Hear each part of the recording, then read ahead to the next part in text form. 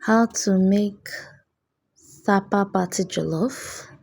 To make this, you need your boiled tomato, pepper. You will also be needing some crayfish. It's optional. You'll also be needing ginger and onion. If you have garlic, feel free to add it. Now you put the pepper, the boiled tomato, the onions and the ginger. You put in your crayfish and then you set aside for blending. Blend to smooth.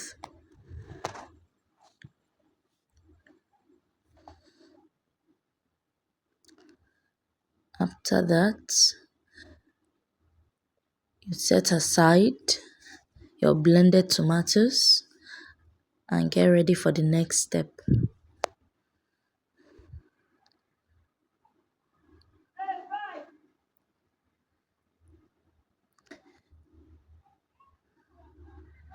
My dear, you have to rinse your tomato very well because the economy is not smiling. Economy is not your mate. Now you set your pot on fire. So that you put in oil, your groundnut oil. As you can see, the oil is not much, but feel free to add as much as you want according to your quantity of the rice you're cooking. Now you add in your onions, and we have thyme. Add in your thyme, you add in your GINO curry powder. My jollof is incomplete without GINO curry powder. It makes the difference. GINO all the way. Yes, add in your GINO tomato paste.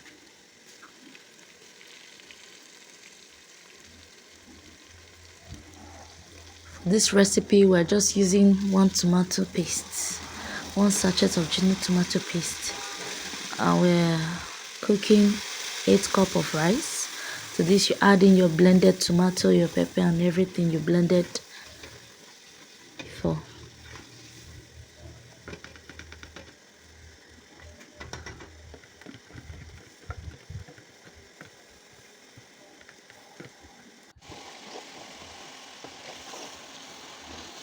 My dear, the secret to a very tasty jollof rice is crayfish.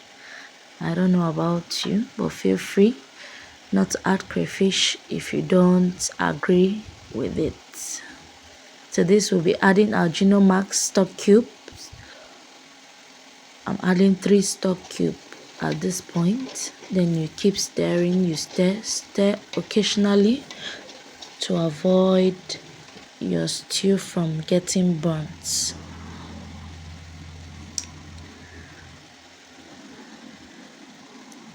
At this point, we're still adding our stock cubes. As you add, you keep stirring, you add and keep stirring, because we're frying this on a very high heat. So we're very careful to avoid it from getting burnt.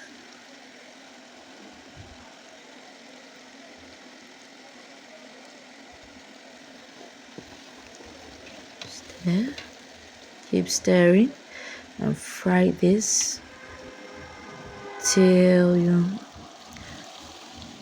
you're okay with it. You add going with some water. Here we're using already boiled water from our kettle. Our electric kettle, we boiled some water in it earlier. So we're adding that to this our sauce. You stir very well to make sure there is no burn.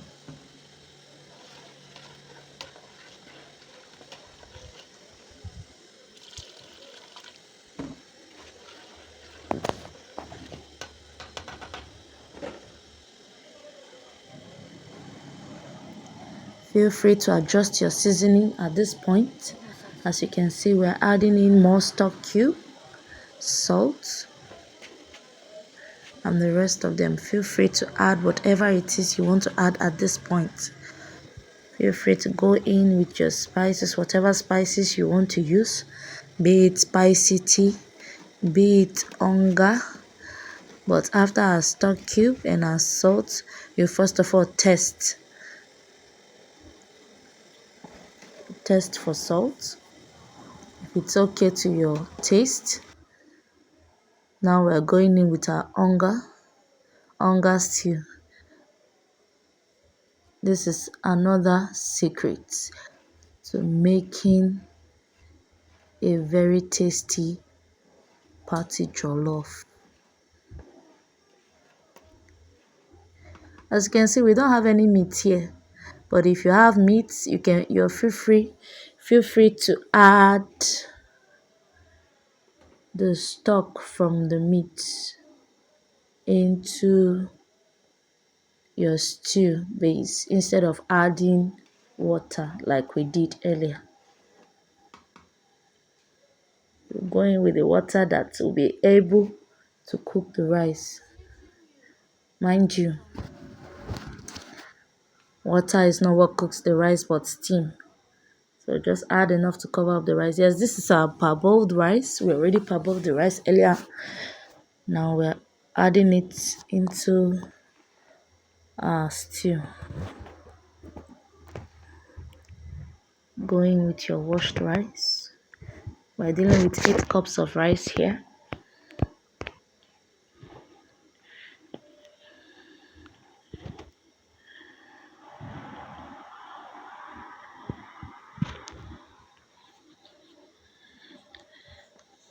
You stir to make sure everything is well incorporated.